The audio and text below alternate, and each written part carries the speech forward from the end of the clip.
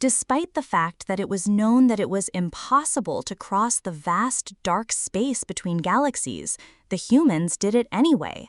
They arrived in world ships that defied the laws of physics and were behemoths the mass and size of planets, roaring onto our galactic shore at breakneck speeds, armed with disturbing weapons and impenetrable shields. Each ship was a technological wonder beyond anything anyone had ever imagined. It was clear that they were superior to any known species in the Porari, an aggressive isolationist empire that had been through centuries of war. They didn't even think about welcoming the humans peacefully when they entered the galaxy through their borders. Perhaps things would have gone differently if they had.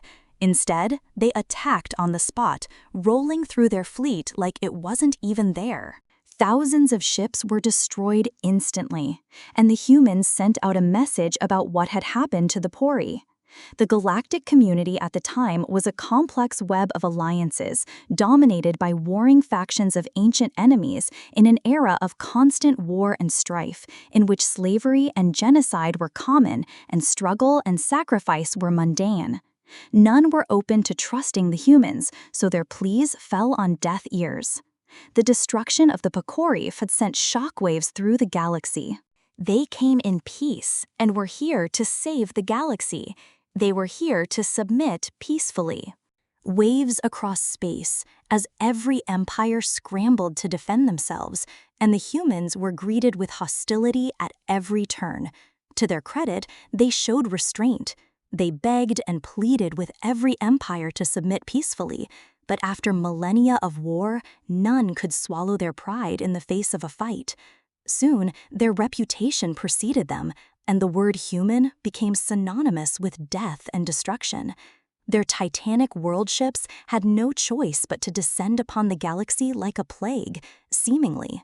Impervious to all weapons, it didn't take long for every major homeworld to have a human world ship hovering over it like a loaded gun. They claimed to be bringing salvation, progress, and plenty, but within a year, every living thing in the galaxy was forced into servitude. Propaganda flooded all communications, preaching about the greater good, saying that every being had a role to play if they were to be saved.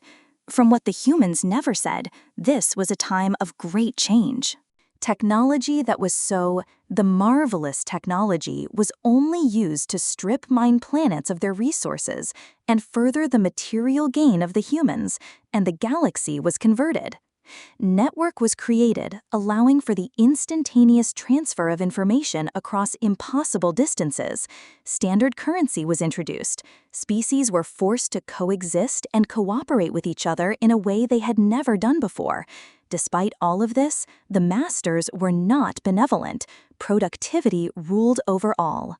They painted themselves as saviors, but after all flowery speeches about shared destiny, unity, and the common good fall on deaf ears when you spend every hour working your fingers to the bone in a dark mine, they had a saying, an iron fist in a velvet glove, that described their attitude.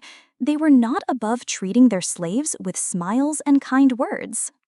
Into an advanced and convoluted chain of production in which every non-human was a tiny, insignificant cog. But if a planet didn't meet its quota, they would introduce production initiatives to improve things. The velvet was removed to reveal the iron. The teeth behind the smile grew pointed, and the kind words turned hard. If you treat beings as tools, it is inevitable that they will rise against you. It was very early on when the Eli rebelled. They saw themselves as honorable warriors and could not tolerate the idea of being trodden beneath the heel of the humans, never mind the fact that they had been employed. Yeoming slaves for millennia, humans dropped a single bomb on their homeworld, releasing a virus that decimated the population within days. Within a week, the workers were replaced by other species from off-world, with barely a blip in production. Humans talked a lot about the greater good of the galaxy and shared responsibility for the future. You might think us monsters, but we are nothing compared to what we are trying to save you from. Most people assumed it was a lie made to lend credibility. It was shamefully dishonorable, but it was effective in communicating their heinous deeds. The galaxy's will was broken, and no one rebelled for more than 100 cycles. The oppressed masses lived and died in servitude until one day, when production was ordered to stop for the first time since they arrived, the galaxy came to a halt once more. On the day the humans had been preparing the galaxy for had finally arrived, another extragalactic visitor was detected coming from the same direction. They said it had been so long ago, much sooner than they'd anticipated, and there was only one cycle left before their arrival. The screen changed, and the beings who were watching the announcement were united in a collective of horror ships. Millions upon millions of them, some hundreds of times larger than the human world ship, were barreling through space toward the galaxy.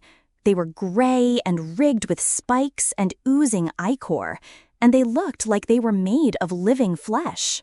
The humans called them the endlessly hungry. The greater good had been real all along. They had been fighting them across the universe for millennia, trying in vain to eradicate them once and for all.